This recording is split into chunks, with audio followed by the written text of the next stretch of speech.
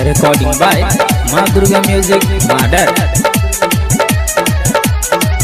बाबा विश्वकर्मा के मिथिला बजेबे डीजे गुड्डूराज बाबा विश्वकर्मा के मिथिला बजेबे। Recording by माँ दुर्गा म्यूजिक मॉडल। बाबा विश्वकर्मा के करबे पूजन हो, सब कोई लगाई कतन मन धन हो। हाँ बाबा विश्वकर्मा के करबे पूजन हो, सब कोई लगाई कतन मन धन हो। मूर्ति बसेबे भैया मंडप सजाई के, बाबा विश्वकर्मा के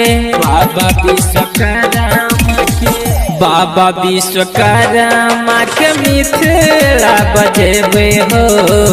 बाबा विश्वकर्मा के मिथिला बजेबे हो। हाँ बाबा विश्वकर्मा के करबे पूजन हो, सब कोई लगाई कतन मन धन हो। मूर्ति बसेबे भैया मंडप सजेबे हो। बाबा विश्वकर्मा के बाबा विश्वकर्मा के मिथिला बजेबे हो। बाबा विश्वकर्मा के मिथिला बजेबे हो।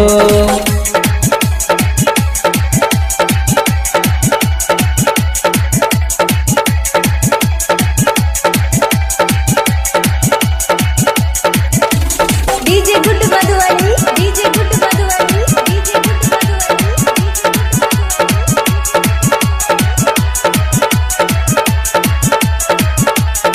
अच्छा ई सब समाहन जाने दुनिया जहान करे हाथी सवारी हो। सब कियो जाने छे भैया एकरे के पास चले छे गाड़ी हो, चले छे गाड़ी हो। अच्छा ई सब समाहन जाने दुनिया जहान करे हाथी सवारी हो। सब कियो जाने छे भैया एकरे के पास चले छे गाड़ी हो। डीजे बजा के भैया कमर के हिलेबे हो। बाबा विश्वकर्मा के मिथिला बजेबे हो। बाबा विश्वकर्मा के मिथिला बजेबे हो। बाबा विश्वकर्मा के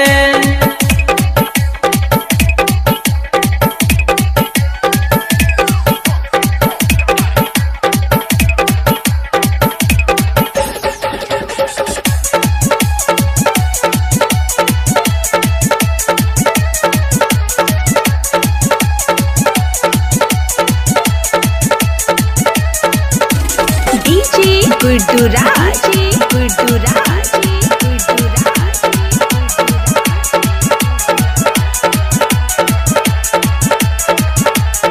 राइटर शैलेंद्र सिरहाली गीत लिखे छे भैया बन माथे पकड़िया हो।